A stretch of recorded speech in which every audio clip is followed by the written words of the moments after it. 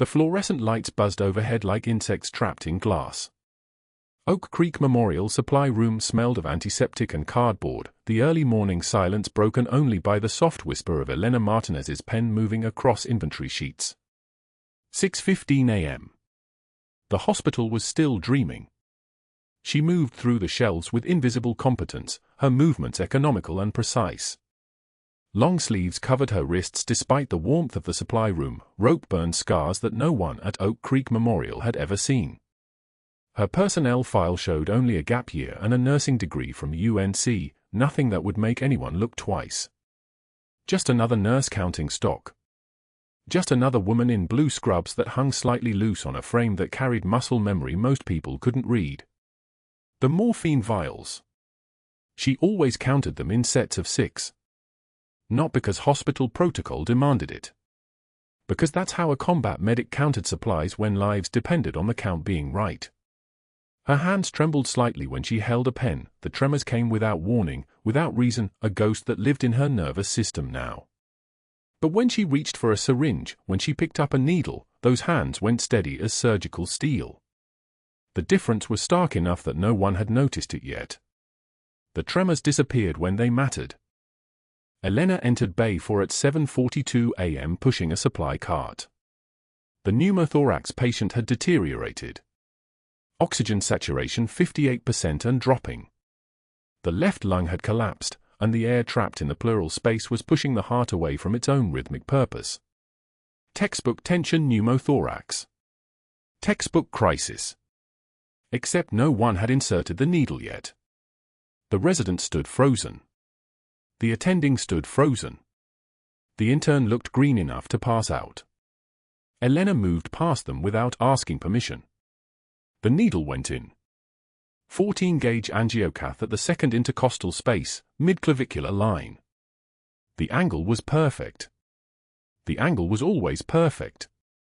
There came the hiss, that sound of air escaping like a held breath finally released. The O2 monitor climbed. 62. 70. 81. Stable.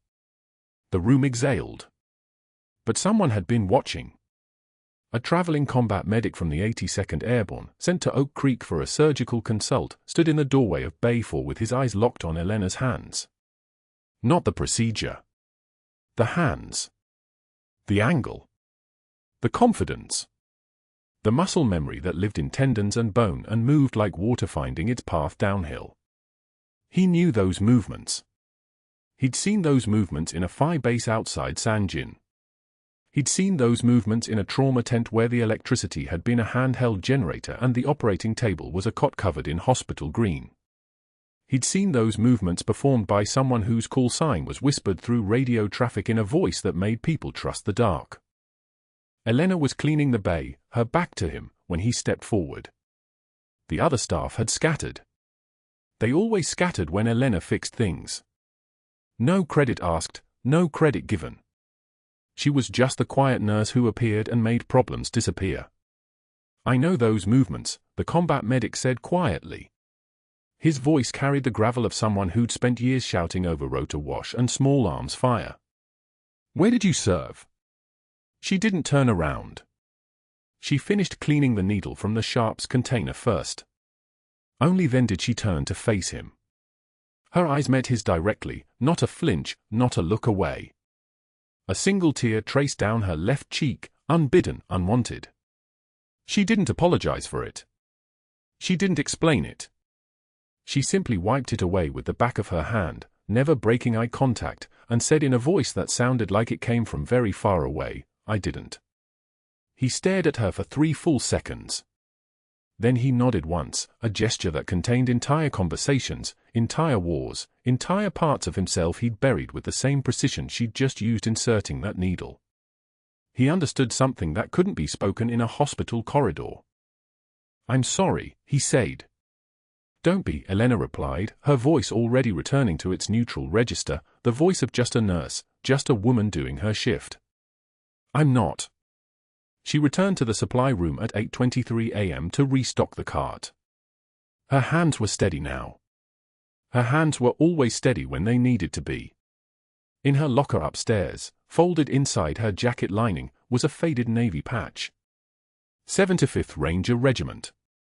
She touched it once each shift, a ritual so private that not even the security cameras would have seen it if they'd been watching.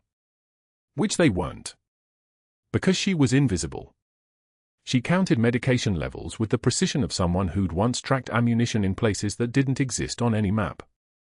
The pharmaceutical inventory system that Dr. Sterling used was sloppy, full of discrepancies that would have gotten a field medic court-martialed. He was ordering more equipment than the hospital consumed. Way more. The supply company was billing for items that never arrived on the shelves. The requisition forms didn't match the actual inventory. The numbers didn't align. Elena documented everything in a spreadsheet with hospital-grade precision. Every vial accounted for. Every order cross-referenced against delivery receipts. Every missing item flagged in yellow and marked with the date it should have arrived. This was how she'd learned to work a meticulous documentation, because in combat, documentation was proof that people had existed, that their suffering had been real, that someone had tried to save them even if the saving didn't take. At 9:57 a.m., Dr. Sterling entered the supply room. He was tall, expensive-looking in the way that money and entitlement always looked, custom-tailored shirt, watch that probably cost more than Elena's monthly rent, the kind of posture that came from never having anyone tell you no. He held a requisition form in one hand. "Elena," he said, using her first name in that way that men like him always used first names, like they'd paid for the right to familiarity. "I need you to adjust last month's inventory log. Some of the numbers are off." She didn't look up from her spreadsheet. "They're correct," she said quietly. "They're flagged as discrepancies. That looks bad on the department." His voice had a smile in it, the kind of smile you used when you were certain the person you were talking to would comply. "Just clean it up for me." The supply company didn't deliver 37 units of Foley catheters marked on the invoice for March 15th, Elena said, still not looking up. They delivered 23 units. For orders are documented this way. The numbers don't match. I documented what's actually here. The silence that followed was the kind of silence that held weight. Elena could feel him processing, feel him understanding that this woman, this quiet, trembling nurse who everyone overlooked, had somehow noticed something she shouldn't have noticed. His presence made the air pressure change, the way certain people's presence did when they realized their world was about to get uncomfortable. "I need those numbers corrected," he said. It wasn't a request. It was a command. His voice had lost the smile. "I can't correct accurate numbers," Elena replied, finally looking at him. Her eyes were steady. Her voice was steady. The tremors in her hands had vanished because it was time for the tremors to vanish. "They're documented correctly." Dr. Sterling's jaw clenched. He was unaccustomed to the word no. You could see it written across his face like a foreign language he didn't speak. He looked at the spreadsheet for a moment longer, at the neat yellow flags marking every discrepancy, and then he turned and walked out of the supply room without another word. But Elena understood. She understood exactly what she'd just done. The tremors came back an hour later, unbidden and unwelcome, as she stood alone in the supply room surrounded by evidence of theft that wasn't her theft. She pressed her hand against the scars on her wrist, rope burn marks from a field hospital in Sangin where she'd hung on to things people needed her to hang on to. She took a measured breath. She knew how this would play out. She'd seen similar plays in places where consequences were measured in bullets instead of paperwork. The next voice she would hear wouldn't be gentle. The morning rounds at Oak Creek Memorial moved with the precision of a surgical clock, Dr. Sterling leading the parade of white coats and clipboards down the third-floor corridor like a conductor who'd memorized every note and refused to tolerate improvisation. Elena moved 2 steps behind him, as she always did, her own chart tucked against her ribs, her eyes tracking vital signs and medication schedules with the kind of attention most people reserved for their own children. Room 318 held Mrs. Hendricks, 73, recovering from pneumonia, surrounded by her daughter and granddaughter who'd been keeping vigil since admission. The grandmother's oxygen levels were steady. Infection markers were dropping. By every medical measure, she was improving. Sterling stopped at the bedside and Elena handed him the chart without being asked. His eye scanned the documentation and she watched his jaw tighten, not because anything was wrong, but because nothing was wrong enough to justify the attention he was about to give it. He held up a single page like evidence at trial, his voice shifting into the register he used for teaching moments, the ones designed to humiliate rather than educate. "Nurse Martinez," he said, letting her name hang in the air long enough for everyone in the room to remember it, "would you care to explain this sloppy documentation? Or is attention to detail not something they taught at your community college?" The granddaughter flinched. Mrs. Hendricks turned her head toward the window. Elena stepped forward. "UNC Chapel Hill, Doctor. The documentation follows Protocol Section 4.2. Don't lecture me, clipboard." The nickname landed like a slap delivered in a tone that suggested he'd been waiting for weeks to use it. "You're here to follow orders, not question physician judgment. Maybe if you spent less time playing detective in the supply room and more time doing your actual job, we wouldn't be having this conversation." The words moved through the room like a current that changed the air pressure. Elena could feel the daughter's embarrassment radiating outward, could see Mrs. Hendricks' fingers grip the hospital blanket tighter. She took one measured breath, the kind that comes from having survived situations where breath was the only thing between control and collapse, and met Sterling's eyes without flinching. "I'll review the protocol again, Doctor." She did not apologize. She did not defend. She did not retreat. The steadiness in her voice, calm as a sniper scope, seemed to frustrate him more than argument would have. He made a note on the chart with a pen that pressed hard enough to dent the paper beneath, then moved to the next room without another word. But that wasn't the worst part. The humiliation had an audience, and audiences talk.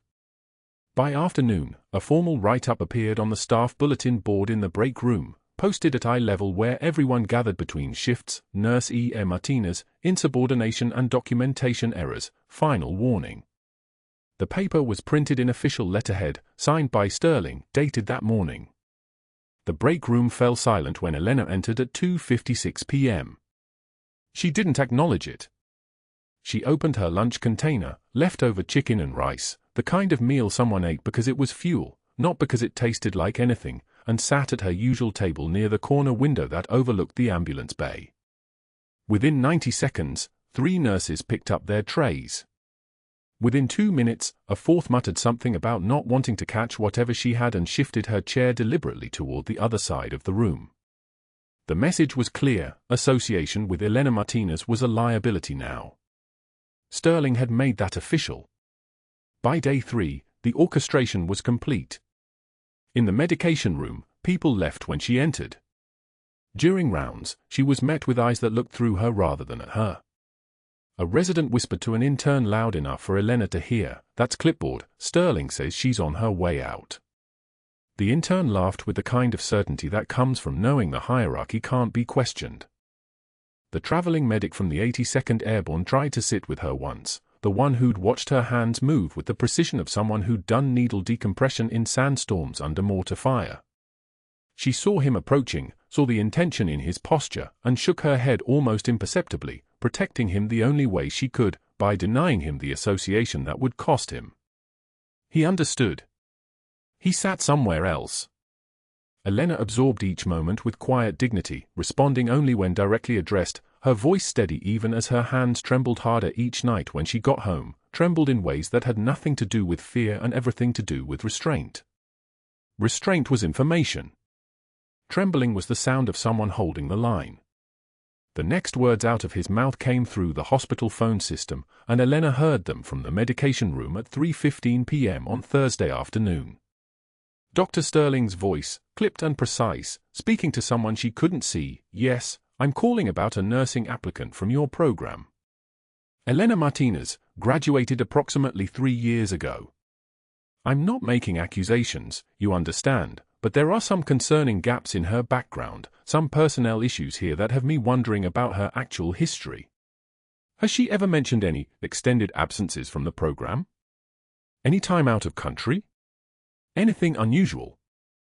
The phone connection was poor enough that Elena heard only fragments of the response, but the implication was clear. Sterling was reaching out to UNC Chapel Hill, was asking questions about concerning gaps, was performing the subtle work of poisoning references before she could ever use them. This was strategic, calculated, the kind of move someone made when they understood institutional power and how to leverage it. By Friday morning, Elena learned he'd called her high school references too.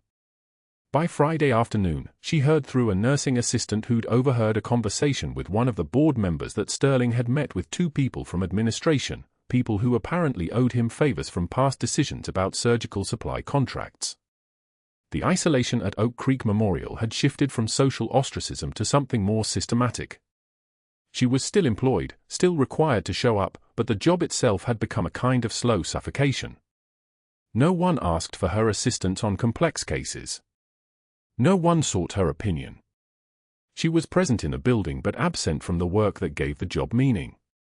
Elena spent her remaining shifts moving like a ghost through corridors that used to acknowledge her competence, moving through tasks that used to matter. She documented everything with precision, followed every protocol, and gave no one any additional ammunition. What she didn't do was fight back. Fighting back required explaining, and explaining required revealing the truth she'd buried 17 years ago. By the end of the afternoon shift on Saturday, she was scheduled to leave through the ambulance bay, the same route the critical patients used, the same route that meant she didn't have to pass through the main lobby where people might see her clock out as if she still belonged there. The bay doors slid open to the sound of an ambulance pulling in, and Elena moved toward the parking lot. That's when she heard the argument. A man in a faded army jacket, the kind that comes from multiple deployments, the fabric thin from washing and worn at the collar, was standing at the intake desk, his hands moving in rapid, frustrated sign language while an intake clerk sat behind the window looking confused and irritated. The man was black, mid-50s, with the kind of posture that suggested spine fused by 30 years of discipline and necessity. His daughter, maybe 12 years old, stood beside him trying to interpret while the clerk repeated the same phrase over and over. "Sir, you need to speak up, I can't understand you." Elena stopped. The jacket had a unit patch on the shoulder, faded, worn, but unmistakable. 75th Ranger Regiment. The hands moving in sign language were precise, economical, military in their efficiency. The frustration in the man's expression wasn't anger, it was the specific frustration of someone trying to communicate a serious problem to someone who wouldn't listen. She stepped forward without deciding to, moved closer without planning it, and signed slowly using the basic ASL she'd learned during her time stationed near Camp Lejeune. "What's wrong?" The man's eyes snapped to hers. His hands moved rapidly, and his daughter translated, "Chest pain. Started 3 hours ago. Getting worse. They keep saying he can't be admitted without speaking to someone who can hear him." Elena's eyes tracked his respirations, his color, the way his shoulders rose when he breathed, the micro details that lived beneath conscious observation. She could see the distended jugular veins even from 3 feet away. She could hear the muffled quality of his voice when he spoke to his daughter, the kind of sound that suggested fluid in the chest cavity. Beck's triad. 3 signs. All of them present. She'd seen cardiac tamponade before. She'd prepared the equipment for the surgery that saved lives when the pericardium filled with blood and squeezed the heart until it could no longer pump. She'd watched the procedure that could take 12 minutes in an operating room or 30 seconds in an ER bay if the person performing it had done it before in places where time was measured in heartbeats instead of minutes. "Come with me," she said, signing it and speaking it simultaneously. "Now." She didn't wait for confirmation. She moved toward the ER entrance, and the man, Marcus Webb, she would learn later, a senior ranger who'd served 3 tours and collected Purple Hearts the way other men collected regrets, followed her with his daughter at his side. The emergency department at Oak Creek Memorial was organized chaos at 4:32 p.m. on a Saturday. 2 trauma bays were active, 1 pediatric case in Bay 1, and 3 patients in triage.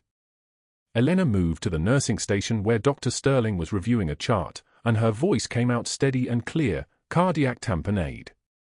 Needs pericardiocentesis. Immediate." Sterling didn't look up from his chart. "Get another doctor."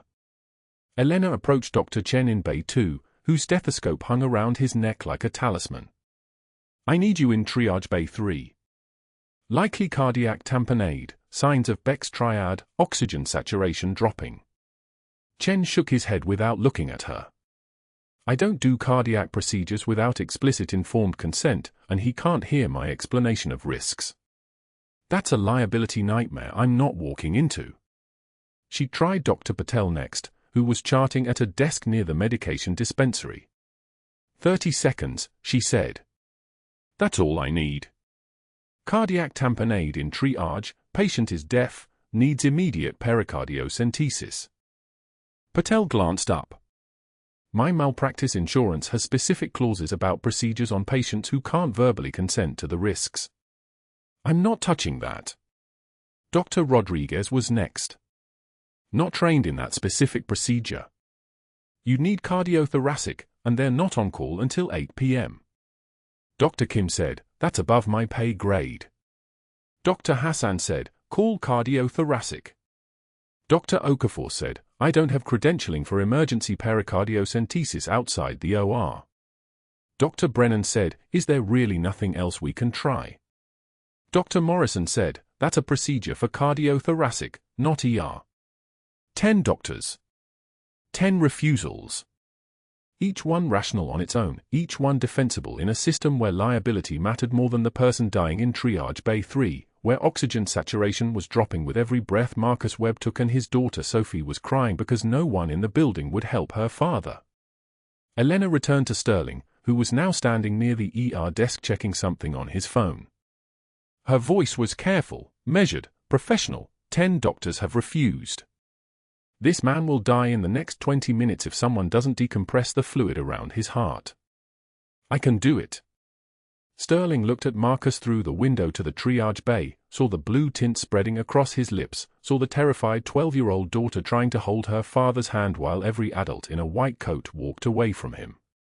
Sterling checked his watch, a Rolex, Elena noted, expensive enough to cost what a junior nurse made in 6 months, and shook his head with the kind of finality that suggested he'd already made peace with the decision. "Not my problem," he said. "We're not a charity hospital, and I'm not risking the department's reputation on a resource drain who can't even sign a proper consent form." He walked away. Elena stood in the doorway between the administrative area and the triage bay, watching Marcus Webb's oxygen saturation fall, 88%, 84%, 79%. Sophie was crying. The monitoring equipment was beginning to alarm. The room was filling with the kind of silence that comes right before someone dies, the silence before the alarms become constant, before the code team runs, before the paperwork that says they tried. Elena moved to the supply cart. Her hands pulled gloves from the wall dispenser. The latex snapped like the sound of a decision being made, like the sound of someone stepping across a line that couldn't be uncrossed. The waiting room air tasted like copper and fear. Marcus Webb sat rigid in a plastic chair, his breathing shallow and urgent, and he didn't hear the intercom announce his name because he couldn't hear anything anymore, hadn't for 3 years, not since the blast in Kandahar that took his hearing and left him with a daughter who'd learned to speak with her hands before she learned to speak at all. His chest was collapsing inward. His heart was drowning. His daughter Sophie, 12 years old and already fluent in the language of her father's survival, pressed her palm against his shoulder and signed, "Dad? Dad?" Her signs were sharp with panic. Marcus couldn't answer. He couldn't breathe. His lips had gone the color of old bruises. The intake clerk called for a doctor. Then another. Then another. 10 physicians came through those ER doors during the next 4 minutes, and 10 physicians left without touching him. The first 6 claimed they weren't qualified. "That's a surgical procedure," the cardiologist said, already walking away. "Get someone from cardiothoracic." The second cardiologist took one look at Sophie's hands moving frantically through the air and said, "We need proper informed consent. Without written acknowledgement that he understands the risks, we could be liable." A trauma surgeon nodded agreement. "Liability nightmare. I'm not touching it." 3 more doctors circled like sharks that had smelled blood and decided the water was too murky. And then Dr. Sterling appeared at the threshold, his Italian leather shoes clicking against the tile with the precision of a metronome, his face arranged in an expression of administrative concern that barely concealed contempt. He studied Marcus Webb the way a businessman studies a cost-benefit analysis, and what he saw was a resource drain, a deaf man, a procedural risk, a complication that would require documentation and follow-up and probably litigation. He turned to the charge nurse and said quietly, "This is above our pay grade. Transfer him to Duke. They have better deaf services." He didn't use Marcus's name. He didn't make eye contact with Sophie. He simply pivoted and walked toward the nurse's station, his phone already in his hand. Elena had been 3 beds away, charting vitals on a post-op patient, and she'd watched the entire sequence unfold like watching dominoes topple in slow motion. She'd watched Sophie's signs grow more desperate. She'd watched Marcus's oxygen saturation drop, 94, 92, 88. She'd watched 10 doctors refuse. And she'd felt something shift inside her, not anger, not yet, but something older and harder, something that recognized itself in the desperation of a man being abandoned in a room full of people who were supposed to save him. Elena set down her pen. She pulled off her stethoscope. She moved toward Marcus Webb's bed with a directness that made the remaining nurses pause, because they'd seen Elena Martinez move cautiously for 3 weeks, had seen her accept every insult without pushback, and now she was moving like someone who'd stopped asking permission. She placed her hands flat on the armrest of Marcus's chair, lowered herself to eye level with Sophie, and signed directly, "I'm Elena. I'm a nurse. Your father's heart is filling with fluid. I can fix this. Tell him I'm going to save his life." Her signs were slower than Sophie's, more deliberate, but the grammar was perfect and the intention was clear. Sophie's eyes widened. She turned to her father and repeated Elena's signs, and Marcus looked at this woman in blue scrubs with scarred hands and calloused fingers, and something in her eyes, something steady and absolute, made him nod once. "Yes," he signed. "Yes." Elena wheeled the ultrasound machine across the tile with one hand and grabbed a pericardiocentesis kit with the other. No consent form. No verification order. No waiting for Dr. Sterling's bureaucratic machinery to grind to a halt. The intake clerk called after her, "Elena, you need authorization." Another nurse stepped forward as if to intervene, then stopped, because Elena had turned back and looked at her with eyes that had seen worse things than a policy violation, and the nurse simply stepped aside. The traveling medic from the 82nd Airborne, the one who'd recognized her muscle memory weeks ago, watched from the supply room doorway, and his hand went to his chest, to the spot where his own challenge coin hung under his uniform, because he knew exactly what he was watching. He whispered something to the nurse beside him, something like, "That's not possible, that's not." And the nurse didn't ask him to finish. Elena prepped Marcus's site with the efficiency of someone who'd done this in field hospitals and forward operating bases, who'd done this under mortar fire with nothing but a headlamp and muscle memory and the absolute certainty that hesitation meant death. She felt her breathing synchronize, felt her heartbeat steady, felt the tremor that had plagued her for 3 weeks simply evaporate. Her hands became instruments. Her mind became a compass. She positioned the ultrasound probe against Marcus's skin, the probe cool against his ribs, the colder reminder that he was still alive, still feeling, still here, and on the screen, she saw it immediately. The pericardial sac distended with blood, the ventricles compressed like a fist clenching, his heart drowning in the very fluid that was supposed to protect it. The needle trajectory appeared in her mind's eye before her hands executed it, 18-gauge spinal needle, subxiphoid approach, 30-degree angle toward the left shoulder, watching the ultrasound screen, feeling the subtle resistance as the needle passed through fascia, through pericardium, into the space where blood had collected like a sentence left unfinished. The needle tip entered the sac. Elena drew back the syringe and dark blood filled the chamber, 200 milliliters of it, 200 milliliters of pressure relieved, 200 milliliters of Marcus Webb's life returning to his body instead of crushing it. His color improved within seconds. His blood pressure stabilized. His jugular veins decompressed. His breathing deepened. His eyes opened. Sophie gasped, "Dad," and Marcus looked at her and signed, "I'm here. I'm still here." Elena maintained steady pressure on the syringe, watching the numbers climb on the monitor, oxygen saturation rising from 78 to 82 to 88 to 92 and holding, blood pressure climbing from 68/41 to 85/52, heart rate dropping from 134 to 108 to steady and controlled. The room fell into that particular silence that follows a miracle, no ventilators, no alarms, just the sound of a man breathing, and somewhere in that silence was the unmistakable sound of 7 nurses understanding that they'd just witnessed something they couldn't quite explain away as protocol or procedure. The traveling medic stared at Elena from the doorway and mouthed one word, "Valkyrie." Elena didn't respond. She removed her gloves with the slow precision of someone removing armor after a battle, and she didn't look at any of them. She was already moving to dispose of the kit, already turning to chart the procedure, already becoming invisible again, when Dr. Sterling appeared at the nurse's station. He saw the crowd around Marcus's bed. He saw the monitor reading stable vitals. He saw Elena standing at the computer, her face blank, her posture relaxed, as if she'd simply helped a patient through intake instead of performing a procedure he'd explicitly refused to authorize. His hand went to his phone. He walked to his office and closed the door. The click of that door closing sounded like the click of a safety being released on a weapon. Within 15 minutes, Dr. Sterling had made 4 calls. The first to Richard Bancroft, a hospital board member who owed Sterling a favor from the supply contract scheme. "We have a credentialing issue to discuss." The second to another board member, this one who'd received kickbacks for 3 years and understood that Elena's meticulous inventory work was a threat to everyone involved in the arrangement.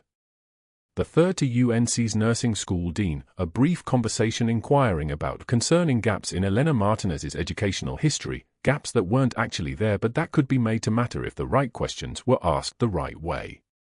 And the fourth to the state licensing board, requesting an emergency credentialing review, not a formal complaint yet, just an inquiry, just a routine background check on a nurse with unusual employment patterns and potential qualification issues. He spoke in the measured tone of someone concerned for patient safety, someone worried that shortcuts had been taken, someone merely doing due diligence. Elena felt the shift before she could articulate it. She felt the attention of the hospital begin to consolidate against her, felt the weight of Sterling's network activating, felt the ground beneath her feet become suddenly unstable.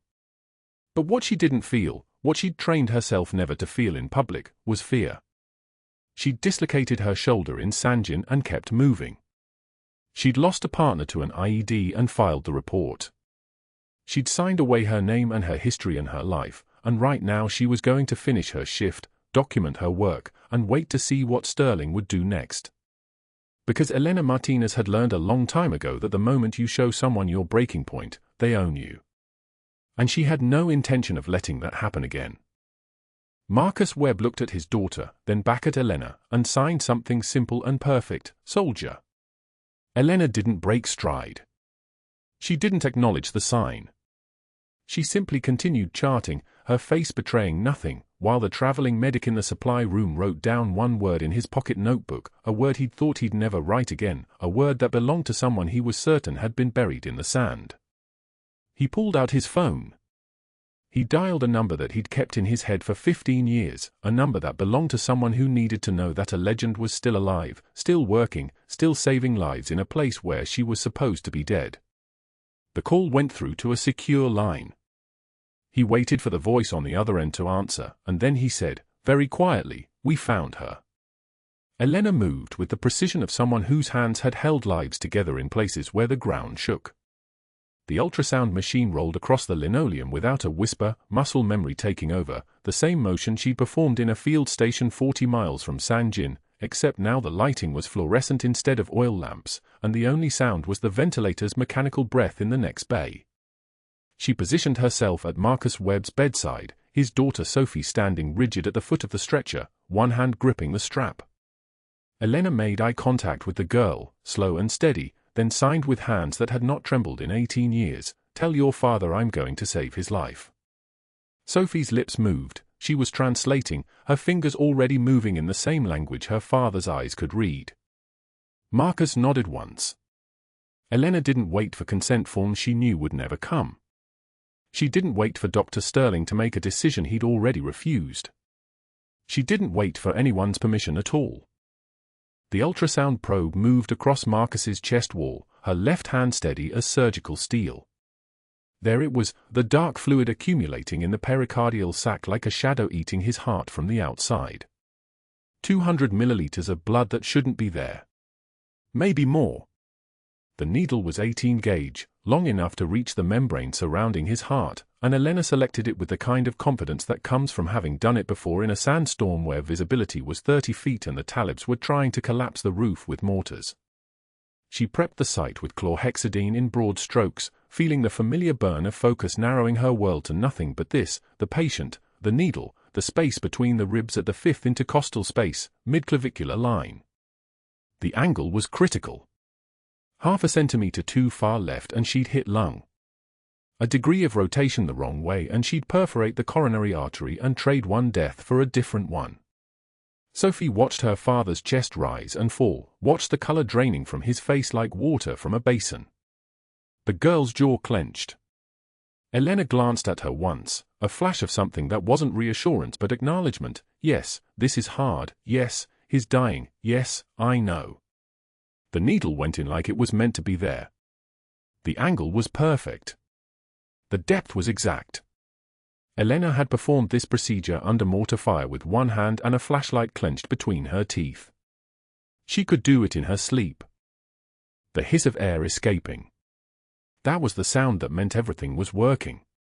The sound that meant the needle had breached the fibrous sac and the pressure was releasing like a valve opening on a dam. Elena's left hand worked the 60-milliliter syringe, pulling back with steady pressure. The barrel filled with dark fluid that looked almost black under the trauma bay lights. 20 cc, 50 cc, 80 cc.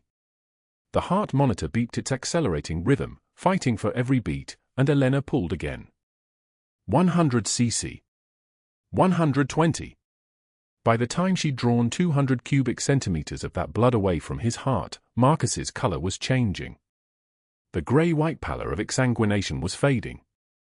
His shoulders relaxed. His eyes focused. Elena withdrew the needle with the same precision she'd used to insert it, pressed a gauze pad against the insertion site, and didn't look at anyone else in the room. Not the nurses who were staring. Not the attending physician who'd stepped back 3 feet the moment he realized what was happening. Not the security guard in the doorway who was whispering into his radio.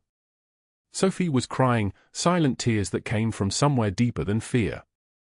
She moved to her father's side and took his hand, the same hand that had held a rifle on a mountaintop 30,000 feet above a valley where people he loved had died. The transfer to the cardiac ICU took 12 minutes. Marcus was admitted under continuous monitoring with a full cardiology team standing by for emergency reintubation, though his oxygen saturation was now holding at 94% and climbing. Sophie refused to leave his bedside. She sat in the vinyl chair beside the monitored bed, the jacket folded in her lap, the one Marcus had worn for 23 years since Sangin, the one with the faded 75th Ranger Regiment patch sewn inside the lining by a woman whose name he'd probably never known. Elena had spotted that patch when Marcus collapsed, recognized the desert pattern fabric the way a sniper recognizes a target at 1,000 yards. She'd known exactly what that patch meant. She'd known exactly who he was. But that wasn't the worst part. At 1,700 hours, a woman in a gray suit with a briefcase walked into Oak Creek Memorial's administration wing. Her name was Patricia Norwood. She was an investigator for the state licensing board, and Dr. Sterling had called ahead. He met her in the conference room on the 3rd floor, the one with the long table and the city view that looked like power.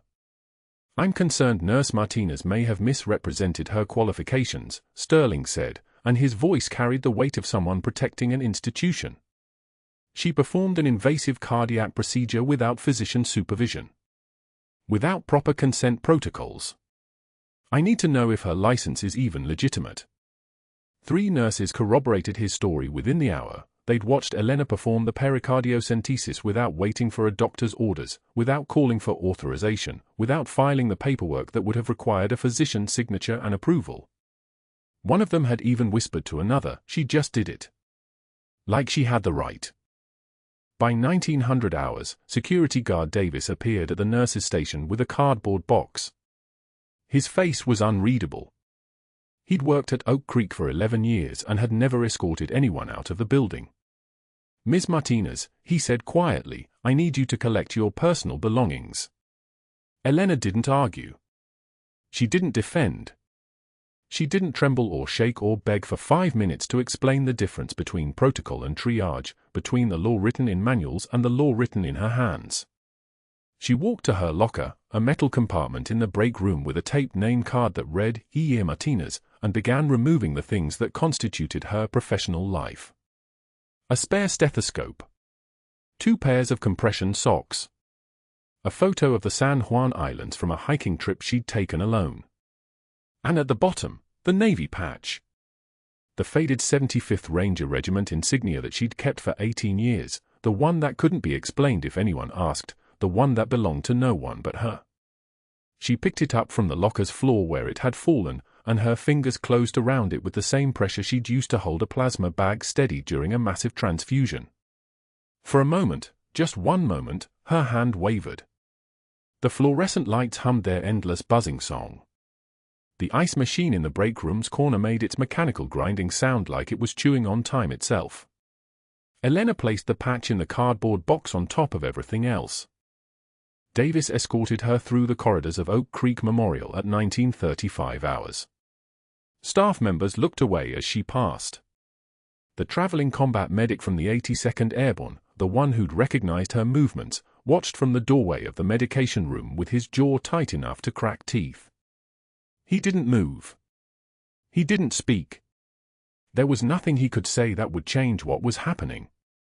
Elena walked out through the ambulance bay into the parking lot, and the Raleigh night was cool enough that she could see her breath, or maybe that was just the tremor starting to build beneath her skin. She carried everything she owned from 3 years of work in one cardboard box. The next morning came gray and heavy with rain. Elena sat in the VA hospital waiting room on a plastic chair that had cradled 10,000 wounded soldiers. The tremors had started around 0300 hours, her hands shaking like leaves in a storm, an involuntary betrayal she could no longer hide or control. It was called service-related essential tremor, the permanent souvenir of sustained exposure to extreme stress without processing it, and the VA had a name for it now that her secret was hemorrhaging out of her like the blood that had pooled around Marcus Webb's heart. She sat surrounded by veterans in faded unit caps and service dog vests, men and women whose wounds she once stitched in places that didn't exist on any map, places that were still classified, still erased, still officially denied by the government that had sent her to save them. A man with a prosthetic leg glanced at her hands, watched the tremor for 3 seconds, and nodded with the kind of recognition that came from having seen something similar in a mirror. He didn't speak. He didn't need to. Elena closed her eyes and held the cardboard box containing everything she had left, scrubs and socks and a patch from a regiment that no longer claimed her. Her phone rang at 08 for 7 hours. Unknown number from a 703 area code. Pentagon exchange. She stared at the screen and didn't answer. 24 hours after Elena pulled 200 milliliters of blood from Marcus Webb's heart sac, the ER doors opened to something that hadn't set foot in Oak Creek Memorial in decades, 2 Pentagon officials in service dress blues, their dress uniforms cutting through the fluorescent hallway like polished steel. Marcus walked between them, and beside him, a girl of 12 with her father's steady eyes. Behind them came a Navy SEAL team leader whose presence alone seemed to change the air pressure in the corridor. The moment Elena turned the corner, Marcus Webb raised both hands and signed a single word with the precision of a ritual. Valkyrie. His daughter Sophie stepped forward, her voice carrying across the waiting room with absolute clarity. You saved my dad, Senior Chief Petty Officer Martinez. Not nurse. Not Elena. Senior Chief. The room did not go quiet. The room stopped breathing. A nurse named Chen, the same nurse who had abandoned Elena's lunch table 3 weeks ago, stood frozen with a file folder in her trembling hands. She had been searching the basement archives looking for routine credentialing paperwork when she found it, buried under 17 years of misfiled documents, Elena Martinez, personnel record, level 4 security clearance, commendations and decorations that should never have existed, that should have been erased along with the Sangin operation itself. Chen's voice cracked as she read aloud. 2 silver stars for leadership under fire. For bronze stars with valor for medical intervention in active combat zones. 2 purple hearts. The words hung in the fluorescent air like they were made of steel. And that's when the Navy SEAL appeared. He was tall the way mountains were tall, not dramatic, just immovable, and he wore his dress whites like they were part of his skeleton. His name tag read Henderson, and his rank said Lieutenant Commander, and when he opened his mouth, every officer in the hospital understood they were about to witness something irreversible. He spoke with the kind of calm voice that came from having already survived impossible things. 2 silver stars. Pause. For bronze stars with valor. Pause. And a Navy cross. His eyes found Dr. Sterling across the hallway, and he let the final pause extend until it became a silence so thick you could operate in it. For Sangin. Dr. Sterling's face went the color of ash. His mouth opened. Nothing came out. The next morning, federal auditors walked through the supply room with Elena beside them, their clipboards and warrant paperwork moving like a scythe through wheat. Elena pointed to each discrepancy with the efficiency of someone who had once catalogued trauma supplies under mortar fire. Equipment billed but never delivered. Procedures coded into the system but never performed. Requisitions for double quantities that mysteriously disappeared before inventory. The lead auditor whistled low, a long, thin sound that echoed off the metal shelving. 10 million minimum. Probably closer to 12. They took photographs of everything. By noon, state investigators had frozen Dr. Sterling's accounts and seized his medical licenses pending federal prosecution. The hospital board held an emergency meeting that evening. The administrator presented them with a simple fact: the one employee Dr. Sterling had humiliated and fired was the same employee whose meticulous documentation had exposed his entire fraud network. She had been a senior chief petty officer in Naval Special Operations. She had saved a life in the emergency room when 10 different doctors refused to treat him, 10 separate refusals based on liability concerns and resource allocation. And Sterling had retaliated by fabricating disciplinary charges against her? A board member put down his coffee. We fired her? The vote was unanimous and immediate. At 8:13 the next morning, security guard Davis appeared at Dr. Sterling's office door carrying a cardboard box. The same guard. The same uniform. The same fluorescent lighting that had witnessed Elena's humiliation exactly 48 hours before. Davis's voice was calm in the way that made threats unnecessary. Dr. Sterling, I'm here to escort you out. Please collect your personal belongings. Sterling's protest came fast and desperate. You can't do this. I have patience. I have? Davis cut him off with surgical precision, using the exact phrase Sterling had once delivered to Elena. I believe you know the way out, Doctor. Sterling carried his box through the same hallway where he had dressed down a combat veteran in front of a patient's family. Staff members looked away. A resident muttered something about fraud. Sterling's hands shook as he pushed through the ambulance bay doors into parking lot asphalt that was already heating in the morning sun. He was gone before 8 o'clock rounds. 6 weeks later, Sterling sat at a folding table outside a strip mall grocery store in southwest Raleigh, wearing a polo shirt embroidered with an insurance company logo, trying to sell supplemental healthcare coverage to people who wouldn't make eye contact. He had moved through federal charges and sentencing with the speed of gravity. 8 years. His medical license revoked permanently. His network decimated. The 2 board members who owed him favors had lawyered up immediately and refused his calls. The medical supply company had cut him off with a single message: do not contact this number again. He sold insurance policies for commission and lived in a studio apartment above a Vietnamese restaurant. Nobody knew his name. 6 months after the Pentagon revelation, Elena Martinez sat in a bright office with windows overlooking the medical campus of the VA hospital in Raleigh, and the walls behind her desk held 2 framed military patches side by side. On the left hung her own faded 75th Ranger Regiment patch, the patch she had carried through Sangin, through the Phi base, through the 72 hours that weren't supposed to be documented or remembered or acknowledged by anyone. On the right hung Marcus Webb's identical patch, the one he had removed from his jacket lining on the day she taught him to sign her call sign. He had insisted she keep it. "You earned it twice," he had signed with both hands moving deliberately. Once in Afghanistan. Once in Raleigh. His 12-year-old daughter Sophie visited the office quarterly and spent hours studying the trauma surgery training manuals, asking about the equipment and the procedures and the kinds of decisions that happened in the space between life and death. She wanted to be a combat medic.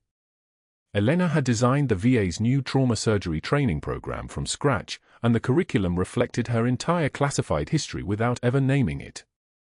Culturally competent care for deaf and hard-of-hearing patients. Proper communication protocols during medical emergencies.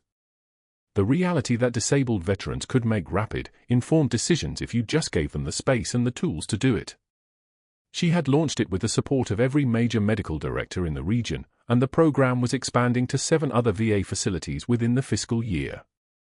A young Navy corpsman knocked on her office door at 7:15 on his first day of advanced trauma training. He was early, exactly on time, which meant early. Elena stood to meet him, and she was utterly calm in the way that came from having already survived 2 wars. The fluorescent light caught the edge of her collar, and the young corpsman could see the faint scar tissue there, the kind you got from blast pressure or shrapnel or both. Elena handed him a fresh pair of gloves and moved toward the training module. Sometimes the bravest warriors carry stethoscopes, not guns. The words came out like a command. If Elena's story resonated with you, if you understand what it means to be underestimated by people who couldn't read your hands or your history, then subscribe to this channel and hit the notification bell. Comment below, have you ever judged someone only to discover you were dead wrong? And if you've ever seen quiet strength crushed by institutional power, share this with someone who needs to know that the truth always surfaces. Always. Thank you for watching.